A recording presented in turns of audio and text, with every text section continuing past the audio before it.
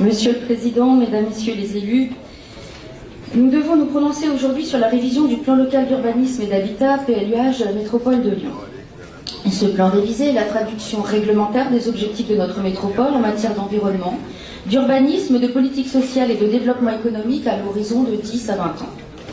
Cette actualisation du PLU était nécessaire car nous devions sécuriser nos décisions, actes et délibérations en intégrant les évolutions législatives et réglementaires de ces dernières années, notamment les lois Grenelle 2 ou Allure par exemple. Nous devions aussi harmoniser le PLU avec le plan de déplacement urbain, le schéma de cohérence territoriale et autres documents cadres votés à l'échelle de notre agglomération.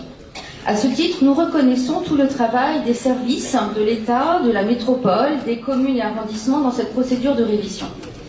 Nous saluons également l'implication des 11 commissaires enquêteurs et les innombrables heures qu'ils ont passées à analyser les 11 425 observations recueillies, soit sur les registres mis à disposition, soit par voie numérique.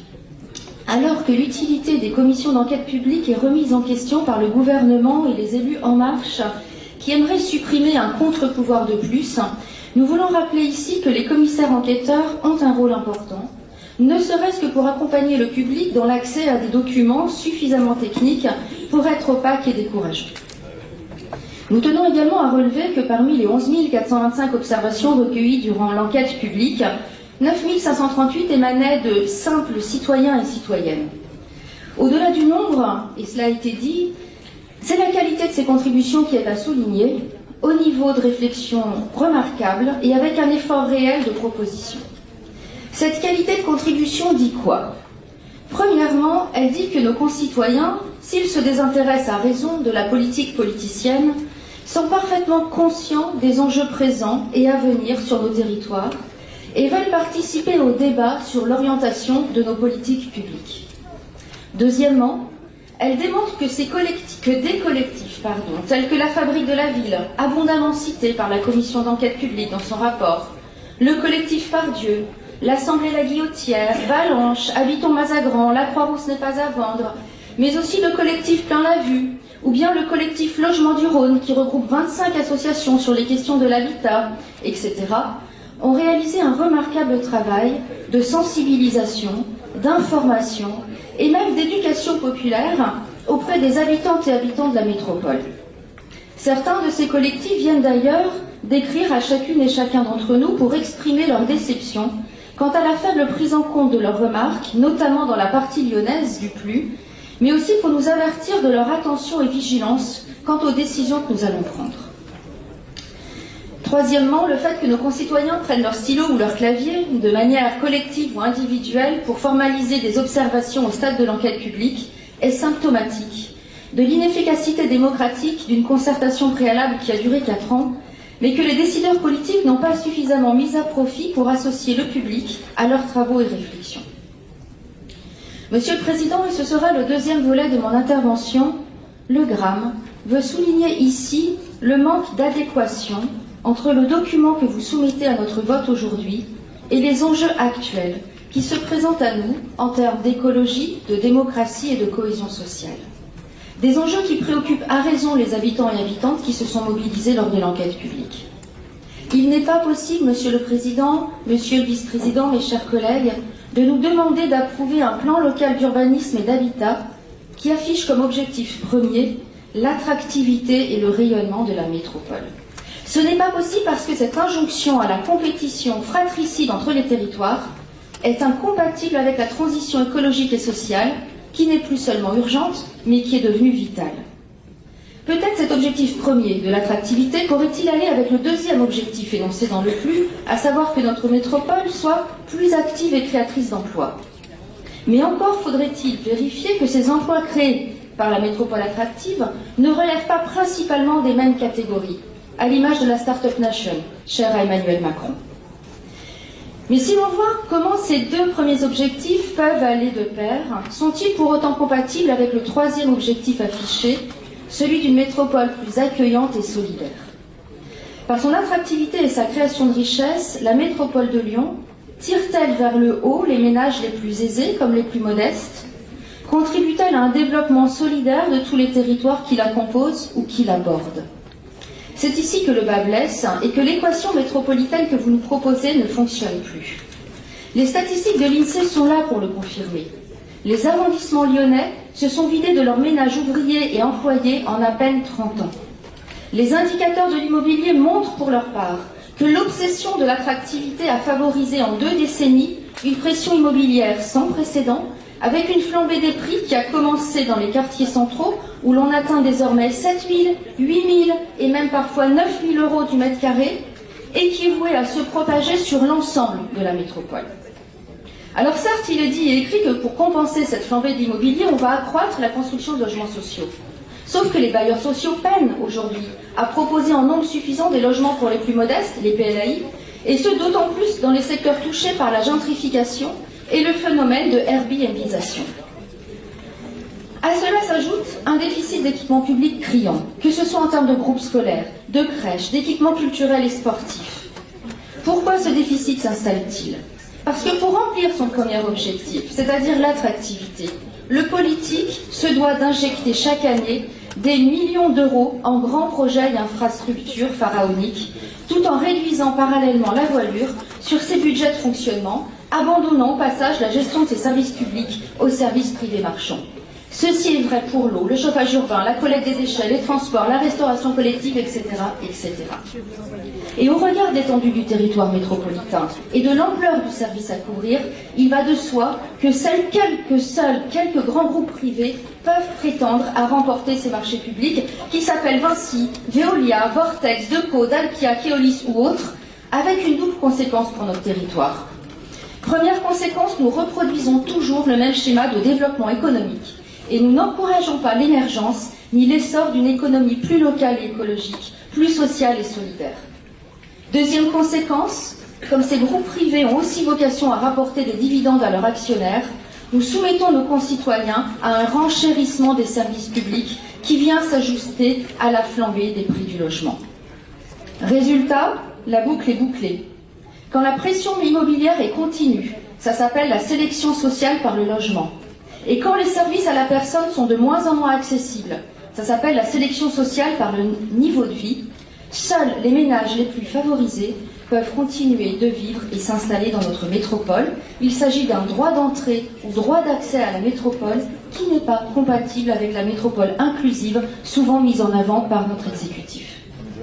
C'est pourquoi nous disons que par ses choix politiques et en conscience, la métropole est un territoire profondément excluant qui écarte mécaniquement et peut-être méthodiquement les populations modestes, en banlieue ou dans des communes périphériques de plus en plus lointaines. C'est ainsi que l'agglomération plus accueillante et solidaire demeure une incantation louable, mais inatteignable dans un tel système. Et c'est ainsi que notre métropole n'est pas une locomotive, pour reprendre l'image utilisée dans la délibération, mais plutôt une centrifugeuse, pour donner une autre image. C'est-à-dire qu'au lieu d'entraîner les autres territoires dans un mouvement de dynamique solidaire, notre métropole concentre un maximum de richesses en elle-même et pour elle-même, ne craignant pas de laisser sur place les autres territoires forcément adversaires, puisque nous sommes dans une logique de compétition libérale assumée, avec des gagnants et des perdants. Enfin, cette asymétrie des territoires porte préjudice au quatrième et hélas dernier objectif affiché par le PLU, une métropole plus durable. Car de fait, si l'on suit votre logique, notre métropole est condamnée à étouffer progressivement. Face à une agglomération qui croît de manière continue et qui concentre emploi et richesse, il est selon nous de plus en plus compliqué d'organiser les mouvements pendulaires entre métropole et villes voisines. Je pense par exemple à Bourgoin-Jallieu, Saint-Étienne, Bourg-en-Bresse, Vienne, etc. La sacro-sainte attractivité lyonnaise génère un trafic de plus en plus important matin et soir, à tel point qu'il faudrait réaliser selon vous de nouvelles infrastructures et grands projets coûteux, tels que l'aménagement de la 45, la création du tronçon routier ouest du périphérique, ceci dans un mouvement inéluctable d'asphyxie progressive de notre métropole. Regardons la région parisienne. Comme toutes les grandes métropoles de ce monde, elle témoigne déjà de l'impossible gestion du trafic qui modifie en profondeur la qualité de vie des habitantes et des habitants, avec des temps rallongés de trajets quotidiens, la pollution atmosphérique, les répercussions sur la santé, les nuisances sonores, etc., etc. Parallèlement, dans leur objectif d'attractivité et de rayonnement, les métropoles favorisent l'étalement urbain et l'urbanisation des terres arables. Autour de nous, les lotissements grignotent progressivement le département du Rhône et la ceinture verte lyonnaise se réduit de plus en plus. Lorsque le PLU évoque le maintien de la nature en ville, les espaces verts pèseront bien peu face aux enjeux économiques des promoteurs. Et laissez-moi vous rappeler, par exemple, Monsieur le Président, la vente d'une des dernières parcelles municipales non bâties sur le haut des pentes de la Croix-Rousse, la parcelle rue du Bon Pasteur, vente à un promoteur immobilier que tous les élus du premier arrondissement, toutes tendances politiques confondues, ont rejeté, mais que vous avez voté, Monsieur Kimmelfeld, avec le conseil municipal de Lyon en décembre dernier et contre laquelle j'ai dû introduire un recours. L'agglomération plus durable est une intention communicante qui se traduit essentiellement par le concept de Smart City cher à votre cœur, avec des data centers et des panneaux publicitaires numériques énergivores, cette ville intelligente qui le serait encore plus si nous prenions le temps de l'être nous-mêmes auparavant collectivement. Alors, et ce sera le dernier volet de mon intervention, et si je dépasse un peu, je renoncerai à une intervention ultérieure. Monsieur le Président, vous pourriez dire, c'est votre point de vue, Madame Perrin-Gilbert, mais il est démenti par l'avis favorable de la commission d'enquête publique. Au vu des mobilisations écologiques et sociales actuelles, je ne crois pas, Monsieur le Président, que cela soit mon seul point de vue. Je ne le crois pas non plus en lisant parfois à peine entre les lignes les remarques des commissaires enquêteurs, mais aussi celles des personnes publiques associées, y compris l'État. Elles sont nombreuses, ces remarques, au fil du document, et elles devraient nous alerter. Elles portent sur l'emballement à construire et nous interrogent sur la justification à réserver autant de surface pour de la construction, bien plus de surface à construire que ce que demande, vous l'avez dit, Monsieur Le Faou, le SCOT. Elles portent aussi sur la nature de ce que nous construisons et demandent des précisions sur la programmation en termes d'habitat social, car il ne s'agit pas de construire pour construire. Encore faut-il que ce que nous construisons soit abordable, réponde aux besoins des habitants et ne contribue pas toujours un peu plus au phénomène d'exclusion sociale à l'œuvre. Des contributions sont nombreuses également en termes de transport, pour réclamer des réservations d'emplacement pour les transports en commun, le ferroviaire, des parkings relais, faisant le lien entre extension urbaine et possibilité de déplacement. J'en ai bientôt terminé. Les remarques portent aussi sur une meilleure lisibilité des trams bleus et verts de notre métropole. Et si la commission d'enquête nous fait heureusement réintégrer quelques hectares agricoles et paysagers supplémentaires par rapport au PLU tel qu'il était arrêté en 2018, nous voyons disparaître aussi des surfaces boisées et classées. On peut lire également dans les observations que les commissaires enquêteurs relèvent un surdimensionnement global des zones d'activité commerciales ou économiques, parfois, là encore, dans des zones mal desservies par les transports en commun, et là encore, et comme pour le logement, sans respect du SCOT. Même la Chambre de commerce et d'industrie s'interroge sur ce surdimensionnement, considérant que l'augmentation des surfaces dédiées au secteur à dominante commerciale est surdimensionnée au regard des besoins du territoire et au regard de l'enjeu d'équilibre à maintenir de l'activité dans les centres-villes. Enfin, de nombreuses remarques portent sur la densité urbaine mal maîtrisée et pointent le manque d'espace réservé aux services et équipements publics.